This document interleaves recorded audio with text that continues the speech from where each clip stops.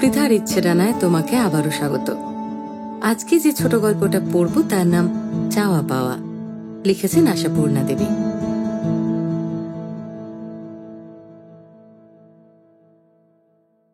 ডাক্তাররা ভরসা দিলেও ছেলে বউ কিছুতে ভরসা পাচ্ছে না।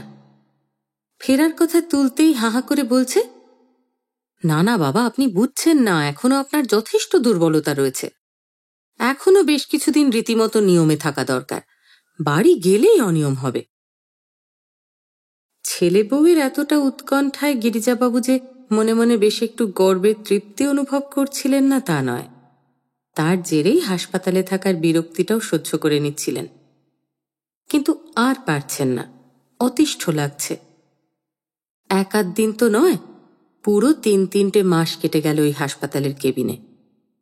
গিরিজাবাবুর যা কেস তাতে এতদিন হাসপাতালে থাকার কথা নয়, তাছাড়া রাখতে পারেই বা কজন। গিরিজাবাবুর ছেলেরা কৃতি বলেই পেরেছে, এখনো পারছে, কিন্তু গিরিজাবাবুই আর বরদাস্ত করতে পারছেন না এটা। ওরা পিতৃভক্ত বলেই তো আর গিরিজাবাবু অবধ হতে পারেন না। ভগবানের দয়ায় ছেলেরা 2 টাকা ঘরে আনছে বলেই কি সে টাকা এলোমেলো করে ঘরের বাইরে বার করে দিতে হবে? আন্ত্রিক যন্ত্রের বৈকল্যে গিরিজাবাবু ভুগছিলেন কিছুদিন বটে, কিন্তু সেটাকে এ যাবৎ তেমন আমল দেননি। বলতেন বুড়ো বয়সে অমন হয়, আরও কত হবে। তবে ব্যথা ধরার সময়টাতে কাবু না করে ছাড়ত না, তখন মনের জোরটা কমে আসত। আর ঠিক সেই কাবুর সময় চেপে ধরল ওরা, শেষ পর্যন্ত রাজি করিয়ে ছাড়ল। তারপর তো এই অপারেশন এবং হাসপাতাল বাস। গতকাল এই নিয়েই ছেলের সঙ্গে তর্ক করেছেন গিরিজাবাবু। তোমাদের সব কথাই তো এ পর্যন্ত শুনলাম বাবু, এবার আমার কথাটা তোমরা শোনো। এটা শুনে বড় ছেলে কাল ঈষৎ রাগ দেখিয়ে গেছে, বলেছে, বেশ, আপনার যা ইচ্ছে করুন। গিরিজাবাবু অবশ্য মনে মনে হেসেছেন, ভেবেছেন, বাপু তোমাদের রাগ তো ওই দেখানোই, নইলে বাবার কথার প্রতিবাদ কি জীবনে করেছ তোমরা? আজ সকালে সেই কথাটাই শুয়ে শুয়ে ভাবছিলেন গিরিজাবাবু। না, তার ছেলেরা বাপের কথার উপর উঁচু কথাটি কখনো কয়নি। অসুখের ব্যাপারে অনিয়ম অত্যাচারের প্রশ্ন নিয়ে যা কিছু বাদ প্রতিবাদ করেছে সে তো স্বাস্থ্যোন্নতির জন্যেই। এখনো তার বাড়ি ফেরা নিয়ে যে এত টালমাটাল করছে ওই একই কারণে, তা কি তিনি জানেন না? কিন্তু না, ওদের মতে আর মত দেবেন না গিরিজাবাবু, এবার জোর করবেন। টাকা কি খোলাম ঘুচি? কেবিনের সামনে ছোট্ট 3 কোণা বারান্দায় রোগীর আরামের জন্য আরাম চেয়ার পাতা আছে। ওটা কেবিনেরই আসবাবের অঙ্গ। ইচ্ছে করলেই ওখানে বসে দিব্যি সময় কাটানো যায়। কম্পাউন্ডের দেওয়াল ঘেঁষা ওই ঝাউ গাছগুলোর পাতা ঝিলমিল দেখে আর কৃষ্ণচূড়া গাছটার বসন্তের রক্তিম সমারোহ দেখে। উত্থান শক্তি ফিরে পাওয়া পর্যন্ত ওখানেই বসেন গিরিজাবাবু। সময় কেটেও যায়, কিন্তু আজ আর ঘর থেকে বেরোননি, শুয়ে আছেন চুপচাপ। আজ আর উঠতে ইচ্ছে করছে না। সমস্ত ইচ্ছে শক্তি হরণ করে নিয়ে গেছে নার্স চন্দনা সেন। না না, ছিছি, সেসব কিছু না। নার্স রোগীর সেই চিরাচরিত ব্যাপারই নয়। চন্দনা সেনের বয়স 19 আর গিরিজাবাবুর 69। চন্দনা তাকে দাদু বলে। খুব হাসি খুশি চটপটে মেয়ে। তার অধীনস্থ সমস্ত রোগীর সঙ্গেই তার আত্মীয়তা। কিছু না কিছু সম্পর্ক বন্ধনের সম্বোধন আবিষ্কার সে করবেই। গিরিজাবাবুকে বলে দাদু, পাশের ঘরের বুড়ি ভদ্রমহিলাটিকে বলে ঠান্দি, আর ওধারের বউটাকে বলে বৌদি। কথাবার্তায় বেশ ঘরোয়া ঘরোয়া সুর। রোগীকে যারা দেখতে আসে তাদের কার সঙ্গে রোগীর কি সম্পর্ক, কার কি নাম, সব চন্দনার মুখস্থ হয়ে যায়। তাদের কথা নিয়ে ঠাট্টা কৌতুকও করে হয়তো রোগীর মন প্রফুল্ল রাখতে। কিন্তু ওর আজকের কৌতুকটা গিরিজাবাবুর কোনখানে ধাক্কা দিয়েছে সে যদি বুঝতো নার্স চন্দনা সেন। কিন্তু সেটা কি সত্যিই শুধু কৌতুক? কোন কথায় কিভাবে কি উত্তর দিয়েছিল চন্দনা, সেইটা আর একবার আদ্যপান্ত ভাবতে চেষ্টা করলেন গিরিজাবাবু। সকালে দুধ নিয়ে এসে দাঁড়ালো চন্দনা। এটা ওটা কি যেন বলল। গিরিজাবাবু অনুযোগ করে বললেন, আর তো পারা যাচ্ছে না। আমার ছেলেদের আতঙ্কটা একবার দেখছো তো নার্স? ডাক্তারে পারমিশন দিচ্ছে, আমি বলছি দিব্যি ভালো হয়ে গেছি, ওদের আর আতঙ্ক কাটছে না। বাড়ি গেলেই অনিয়ম হবে, সেবার ত্রুটি হবে, তাহলেই ওদের বাবা ফুট করে মরে যাবে। চন্দনা দুধে চিনি মেশাতে মেশাতে হেসে উঠে বলল, তা তো ভালোই দাদু, ছেলেরা আপনাকে এত ভালোবাসে, এ তো আনন্দের কথা। গিরিজাবাবু অসহিষ্ণুভাবে বললেন, আহা, আনন্দের কথা তো বুঝলাম, কিন্তু আমার পক্ষে সেটা আর আনন্দের বিষয় হচ্ছে কিনা সেটা তো বুঝতে হবে। আমি তো গ্যারেন্টি দিচ্ছি যে আমি সেরে উঠেছি, আর অনিয়ম অত্যাচারও করব না। চন্দনা দুধের গ্লাসটা এগিয়ে দিয়ে বলল, এখন তো গ্যারেন্টি দিচ্ছেন, বাড়ি গেলে হয়তো বলতে শুরু করবেন, এটুকু হাঁটলে কিছু হবে না, ওটুকু খেলে কিছু হবে না। গিরিজাবাবু হুঙ্কার দিয়ে উঠলেন, বলবো, বুঝলাম তাই বলবো। চিরকাল রোগী হয়ে থাকবো নাকি? বলি নার্স, অন্য দিকটাও তো দেখতে হবে। হাসপাতালে তো আমাকে অমনি থাকতে দিচ্ছে না। দৈনিক কতগুলো করে টাকা খসছে তার হিসেব রাখো। চন্দনা হেসে উঠল, সেই হিসেবে আর আমার কি দরকার? কিন্তু আপনারই বা কি দরকার দাদু? জোগাচ্ছেন তো আপনার ছেলেরা। হ্যাঁ, পরপর সব কথাগুলোই মনে পড়ছে গিরিজাবাবুর, সব উত্তর প্রত্যুত্তর। এ কথায় হঠাৎ মেজাজ গরম হয়ে গেল গিরিজাবাবুর। বললেন, তোমার কথাবার্তাগুলো তো বেশ মানুষের মতো নয় নার্স। ছেলেরা জোগাচ্ছে বলে আমার গায়ে লাগবে না? কি কষ্টে কত গায়ের রক্ত জল করে ওরা টাকা উপায় করছে, সে কথা আমি বুঝবো না? চন্দনা খালি দুধের গ্লাসটা গিরিজাবাবুর হাত থেকে ফিরিয়ে নিয়ে হেসে উঠে বলল, তা সে তো আপনি বুঝছেনই, কিন্তু তারা যদি এটাই সুবিধে বলে বোঝেন। রীতিমতো চেঁচিয়ে উঠলেন গিরিজাবাবু, সুবিধে? সুবিধে মানে কি নার্স? তোমার এ কথার মানে কি? কি মুশকিল, চড়ছেন কেন দাদু? চন্দনা সেন একটু সামলে নিয়েছিল নিজেকে। সামলে নিয়ে বলল, মানে আর কি, ওরা মনে করছেন আপনার এখানেই সুবিধে হচ্ছে। গিরিজাবাবু ধৈর্য রাখতে পারছিলেন না, যেন প্রতিপক্ষ সামনে রয়েছে এইভাবে চেঁচিয়ে বলতে লাগলেন, সে কথা তো আমি হাজারবার বলছি যে আর এখানে আমি তিষ্ঠতে পারছি না। বুঝলাম যে এখানে আমার খুব সেবা যত্ন হচ্ছে, কিন্তু মানুষের মন বলেও তো একটা জিনিস আছে নাকি? বাড়ি ছেড়ে নাতিপুতিগুলোকে ছেড়ে কতকাল পড়ে থাকবো? তাছাড়া ডাক্তারে বলছে, অথচ ওরা মিথ্যে ভয়ে অনর্থক জোর করছে।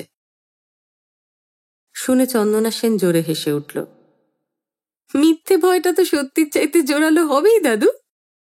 নইলে সত্যি ভয় যেদিন পেয়েছিল ওরা, সেদিন কি আর মুখে কথাটি ছিল? শুধু মুখগুলি শুকিয়ে আমসি হয়ে গিয়েছিল। রাগ ভুলে তৃপ্তির হাসি হাসলেন গিরিজাবাবু। হ্যাঁ, স্পষ্ট মনে পড়ছে। হাসলেন তিনি, তৃপ্তির আর গর্বের হাসি। সঙ্গে বললেন, ওই তো ব্যাপার। মা গেছে ও বছর, এখন বাপকে নিয়ে সর্বদা হারাই। নইলে আমি কি রোগকে গ্রাহ্য করবার লোক? ওরাই একেবারে ব্যস্ত হয়ে উঠল। এই বেলা চিকিৎসার দরকার, এই বেলা অপারেশনের দরকার। তারপরেই দেখো না, জেনারেল বেড চলবে না, কেবিন চাই, আলাদা চাকর চাই, যাতে বাপের এতটুকু কষ্ট না হয়। তা বলছি, সেদিন খুব ভয় পেয়েছিল কি বলো? আরও একবার পরিতৃপ্তির হাসি হাসলেন গিরিজাবাবু। চন্দনাও হাসল, কিন্তু এক রহস্যময় হাসি। হেসে বলল, কোন দিন? গিরিজাবাবু নিতান্তই চটলেন। কোন দিন? কোন দিন মানে? ওই তো নিজেই বললে যে অপারেশনের দিন ওদের মুখগুলো শুকিয়ে আমসি হয়ে গেছিল। চন্দনা দুধের গ্লাসটা নামিয়ে রেখে চলে যেতে যেতে মুচকি হেসে বলে গেল, সেদিনের কথা তো বলিনি। বলেছিলাম অপারেশনের পর যেদিন প্রথম আপনার জ্ঞান হলো, অক্সিজেন বন্ধ করা হলো, ডাক্তার বললেন ক্রাইসিস কেটে গেছে। গিরিজাবাবু প্রায় ধমক দিয়ে উঠলেন, নার্স, চলে যেও না, দাঁড়াও। অমন উল্টোপাল্টা কি বলছো বুঝিয়ে দিয়ে যাও। যেদিন জ্ঞান হলো সেদিন আবার কিসের ভয়? শেষ ফুলটি বিঁধিয়ে দিয়ে গেল চন্দনা। কি মুশকিল, আপনি যে দেখছি একেবারে ছেলে মানুষ। কি ভয় বুঝলেন না? যে ভয়ে দৈনিক 22 টাকা খরচ করতেও গায়ে লাগে না, সেই ভয়। চন্দনা চলে যাওয়া পর্যন্ত আর উঠতে পারেননি গিরিজাবাবু। স্তম্ভিতের মতো বিছানায় পড়ে আছেন। রোগশয্যার পাশে দেখা ওদের উদ্বিগ্ন মুখের রেখাগুলোর ভাষা হাতড়াচ্ছেন মনে মনে, যে রেখাগুলো দেখলে চৈতন্য অচৈতন্যের মধ্যেও বুকটা আনন্দে, আবেগে, গর্বে, পুলকে ভরে উঠত গিরিজাবাবুর। এখন বুকের সেই ভরাটি ভাবটা কোথায় গেল? একটা বাচাল মেয়ের বাজে তামাশায় সমস্ত পৃথিবীটাই ফাঁকা ফাঁকা লাগছে কি জন্যে? দাদা, আজ বাইরে বেরোননি যে? চমকে উঠে বসলেন গিরিজাবাবু। কে ডাকে? দরজায় দাঁড়িয়ে পাশের কেবিনের বুড়ি ভদ্রমহিলা, চন্দনার ঠান্দি। মহিলা বিধবা, পাতলা শুকনো চেহারা, চুল ছোট ছোট করে ছাঁটা, কথায় প্রাদেশিক টান। গিরিজাবাবু যখন বারান্দায় আরাম চেয়ারে গিয়ে বসেন, মাঝে মাঝে দেখা হয় মহিলাটির সঙ্গে। তিনিও উদয়াস্তই বাইরেই থাকেন, কিন্তু এমন কিছু আলাপ হয়নি। এক আধ দিন সামান্য দু একটা কথা। ভদ্রমহিলা আবার প্রশ্ন করলেন, শরীর ভালো আছে তো? ঠেলামারা ভাবে গিরিজাবাবু বলেন, হ্যাঁ, ভালোই আছে। কিন্তু পাশের কেবিন যেন গল্প করতেই উৎসুক। আমি বলি, রোজ দাদাকে দেখি ইজি চেয়ারখানায় বসে থাকতে, আজ কি হলো? তা ভালো আছেন ভালো কথা, আপনাদের পুরুষ ছেলের প্রাণ কত দামি, একটুতেই ভাবনা ধরে। আমাদের মতো পোড়া জান্ত নয়। হঠাৎ যেন খেঁকিয়ে উঠলেন গিরিজাবাবু। দামি মানে? দামি মানে কি? বুড়ো হলে কেউ দামি নয়। ভদ্রমহিলা কিন্তু এ ধমকে দমলেন না। আন্তরিক দরদের সুরে বললেন, সে কথা আর যে বলে বলুক দাদা, আপনার কিন্তু বলা সাজে না। আপনার ছেলে বউয়ের তুল্য তুলনা এই কালে আর নেই। এই 1-1.5 মাস আমি দেখছি তো, শুনি আপনি আরো 2 মাস হলো এসেছেন। ছেলেরা কি আপনার এতটুকু অসন্তুষ্ট হয়েছে? পয়সারে পয়সা জ্ঞান করছে না, সোনার চাঁদ ছেলে সব। এমন সন্তান মানুষ করাও সার্থক। আর আমার পোড়া অদেষ্টের কথা কি বলবো দাদা, বললে আকাশে থুতু ছোড়া বই তো নয়। টাকার গাদা রেখে গেছেন আমার কর্তা, আর নতুন বাজারে এত বড় পেতল কাঁসার দোকান। কিন্তু বুড়ো মার জন্য যে টাকা খরচ হচ্ছে, তাতেই ওদের বুক ফেটে যাচ্ছে। রোজ বলছে, এবার তো বেশ বল পেয়েছ, আর হাসপাতালে পড়ে থাকা কেন? আচ্ছা দাদা বলেন তো, এক্ষুনি বাড়ি ফিরলে আর আমার তাওত্তরিবত হবে? অথচ এত বড় অস্তরটা হলো, এখনো হঠাৎ দাঁড়ালে পা কাঁপে, মাথা ঘোরে। তা ওরা তো বিশ্বাসই করে না। বড় বউ আবার কাল বলে গেল, মা আপনি বাড়ি নেই, বাড়ি যেন ফাঁকা, আর আপনার নাতি নাতনিগুলোরে তো আর সামাল দিতে পারছি নে। বুঝলেন দাদা, এ সবই ছলনা। মন কারা মিষ্টি কথা কয়ে আমারে ভিজাতে চায়। গিরিজাবাবু একটু অবাক হয়ে উঠে বললেন, আপনার বাড়ি যেতে ইচ্ছে করে না? তা দাদা সত্যি বলবো, তেমন ইচ্ছে করে না। এখানে তবু আপনাদের 5 জনারে দেখে শুনে একরকম ভালো আছি। বাড়িতে বুড়িরে কে পোছে বলেন? আপনার মতন কপাল করে তো আসি নাই। বেঁচে থাকুক আপনার ছেলেরা, রাজা হোক। এই কালে বুড়ার জন্য এতটা কে করে বলুন তো? আচ্ছা দাদা, চলি। বুড়ো বয়সের রোগ, বকলাম খানিক বকবকিয়ে। শুয়ে নিন আপনি। ভদ্রমহিলা চলে গেলেন। গিরিজাবাবু কিছুক্ষণ বিহ্বল হয়ে বসে রইলেন। তারপর কখন এক সময় যেন শুয়েও পড়লেন। কিন্তু এত আশ্বাস আর এমন উৎকৃষ্ট নজির দেখে শুনেও বুকের সেই ফাঁকা ফাঁকা ভাবটা কাটছে না কেন? সংসারের অভিজ্ঞতায় চুল পাকিয়ে ফেলা এই বৃদ্ধা ভদ্রমহিলার কথার চাইতেও ওই জ্ঞানহীন চটুল বাচাল মেয়েটার কথার ওজনই সত্যি বলে মনে হতে চাইছে কেন? কেন বারবার স্মরণ করতে চেষ্টা করছেন ওর ছেলে বউয়ের মুখে কোন মুহূর্তে আশার ছাপ দেখেছিলেন আর কোন মুহূর্তে হতাশার? চন্দনা সেন কি সম্পূর্ণ দায়ী, নাকি নিমিত্ত মাত্র?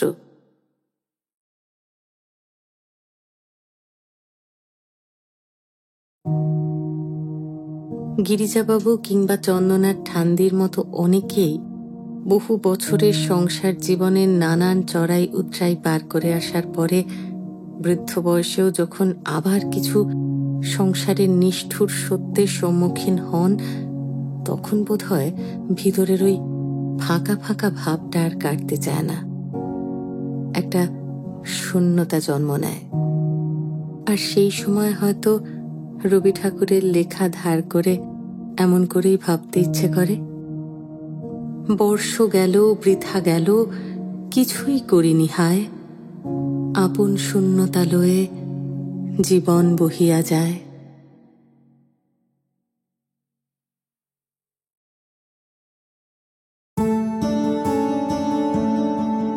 কেমন লাগলো তোমার আজকের গল্প? যদি ভালো লেগে থাকে তাহলে গল্পটা লাইক করো, প্রিয় মানুষের সঙ্গে শেয়ার করো, আর চ্যানেলটা যদি এখনো সাবস্ক্রাইব না করে থাকো তাহলে তাড়াতাড়ি সাবস্ক্রাইব করে দিও। আর অনেকখানি ভালোবাসা নিয়ে অপেক্ষা করো আমার পরের গল্পের জন্য। খুব ভালো থেকো।